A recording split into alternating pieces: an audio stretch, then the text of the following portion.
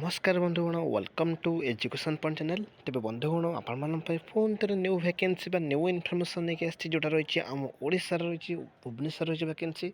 जोटा कि आईआईटी आप जानते हैं आईआईटी भुवनेश्वर रही वैकेंसी जोटा आप जानते हैं भल भाव में जो इंस्टीट्यूट रही आम आईआईटी रही भुवनेश्वर से इंस्टीट्यूट रही वैकेंसी जो रही बहुत सारा नॉन टीचिंग पोस्ट रही जो रही कि पाखापाखि 150 एभव पाखापाखि 150 पाखापाखि एभव पोस्ट रही जेमितिक पोस्ट आप देखिपे रही आडमिनिस्ट्रेटिव पोस्ट रही non teaching post different different qualification अनुसार रही वैकेंसी प्रथम आपने देखो आपने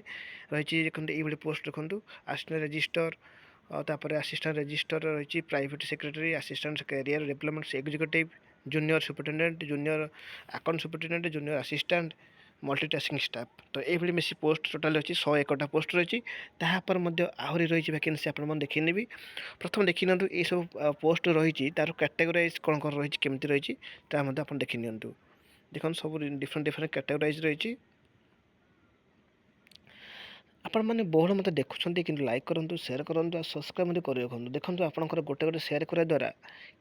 आ लाइक कर द्वारा मतलब बहुत सारा मोटिवेट मिलूँ एनकरेज मिलूँ सहित जदि आप सेयार कर इनफर्मेशन इजिली समस्त पाखे पहुँची पारुची द्वारा जो मैंने जब निडी थे जब शिखर से मैंने उपकार उपकृत हे तेणु आपंकर गोटे गोटे सेयार द्वारा बहुत सारा मूल्यवान मानने मूल्यवान हम तब देखो आ सब कौन कौन पोस्ट रही तार क्वालिफिकेशन कौन रप्लाई प्रोसेस कौन यार लास्ट डेट के रही सब डिटेल्स ये वीडियो मध्य कही रखी प्रथम देखी नि रही असिस्टेंट रजिस्टर तार कैटेगोराइज रही देखो भलसे देखी नि से भाई समस्त डिफरेंट डिफरेंट कैटेगोराइज रही वैकेंसी रही जोटा आप क्लीयरली देखिपे ठीक अच्छे आ मतलब देखो टेक्निकल पोस्ट रही देखो कि बहुत गुड़े रही जमीक medical officer student counsellor software engineer ये बहुत सारा पोस्ट रही असिस्टेंट एग्जीक्यूटिव देखो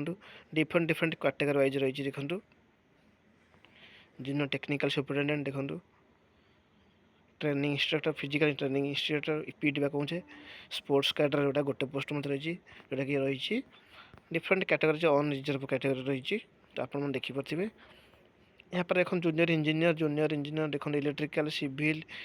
ये जूनियर टेक्नीशियन तो आप देखिपे भल भाव जूनियर लैब असिस्टेंट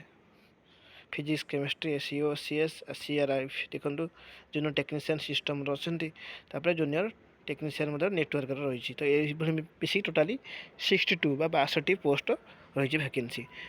पाखापाखि रहीगला 160 पाखापाखि पोस्ट रही तो आप भलसे देखिपे समस्त डिफरेंट डिफरेंट कैटेगोराइज अच्छी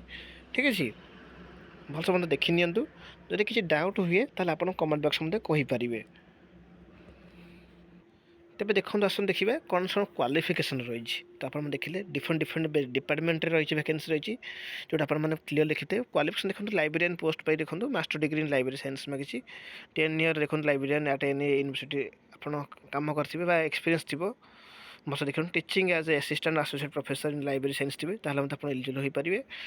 जदि पीएचडी अच्छी आप डिजेबल मिल मेडिकल ऑफिसर देखो से एमबीबीएस करेंगे भलसे देखी नि तब स्टूडेंट काउंसिल देखो मास्टर डिग्री और more than 60% marks CGPA 6.5 on 10 point scale in the field of psychology तो से एलिजिबल हो पारे एमफिल इन क्लिनिकल साइकोलॉजी ताले एलिजिबल हो पारे तापर आप डिजेबल देखो कौन मिले देखो जो मैंने having training in counselling technique and और एनी थेरापेटिक मॉड्यूल ताले से एलिजिबल हो पारे सॉफ्टवेयर इंजीनियर देखो जो मैंने बीआर बीटेक और सीएसटी सीएसई सॉरी आईटी और आईसी करते और एमसीए करते से एलिजिबल हो पारे डिजिटल को मैंने मिले देखो experience in analyse design and development of ERP IMS और सॉफ्टवेयर सिस्टम तो से डिजेबल मिले से देखो असिस्टेंट टेक्निकल ऑफिसर देखो एमटेक विथ 55% मार्क रखिए से एलिजिबल हो पारे तापर देखो असिस्टेंट एग्जीक्यूटिव इंजीनियर देखो नेक्स्ट जियोलॉजी एंड जियोफिजिक्स देखो जोटा कि MSc with 50% marks geology and geophysics करते से एलिजिबल हो पारे सिविल इंजीनियर देखो बीटेक और बी इन सिविल इंजीनियर करते से एलिजिबल हो पारे से डिफरेंट फिजिक्स देखो एमएससी विथ 50% फिजिक्स ता सहित मेकानिकल इंजीनियर देखो बीटेक और बी इन मेकानिकल इंजीनियर करते से एलिजिबल हो पारे स्टाफ नर्स देखो intermediate 10th +2 equivalent most of past examination health nursing council जो एग्जाम 3 इयर्स कोर्स करते general nursing and mid wifi जोटा कि जीएनएम कहे से एलिजिबल पे डीजल भी कौन मिल देखो experience any reputed hospital recognized by central और स्टेट नर्सिंग काउंसिल तो से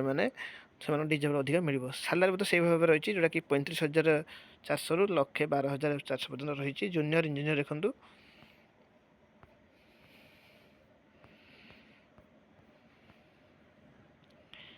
ये भिडियो बहुत लंग हो आपको स्पीड देखी नौची आप पॉज कर मत देखिपारे मो डेस्क्रिप्शन गोटे लिंक देवी से लिंक क्लिक कले आप पाइबे यार फुल डिटेल्स मत पाइबे देखो जूनियर लैब आसिस्टेंट देखूँ रही जोटा कि सालारी मत देखो 25,000 21,000 पर्यटन रिजिक्स देखो बैचलर डिग्री इन साइंस करेंगे से एलिजिबल पारे जो मैंने लाइब्रेरी रे जूनियर लैब आसिस्टेंट तो केमिस्ट्री से भाई बैचलर डिग्री करेंगे ग्रेजुएसन थी आप केमिस्ट्री थी